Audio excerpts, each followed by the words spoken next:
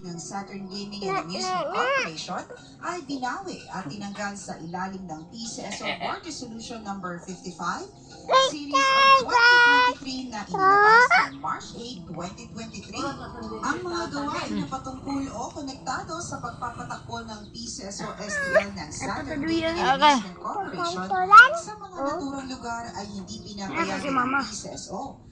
At pagkabang ng Presidential Decree number 1602 prescribing stiffer penalties on illegal gambling at Republic Act number 9287, an act increasing the penalties for illegal number schemes, amending certain provisions of Presidential Decree number 1602, and for other purposes.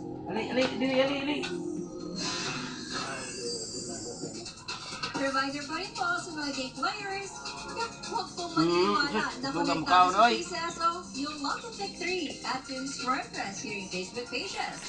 Maging yung Pakiloto at Truloto ay hindi rin po produkto ng aming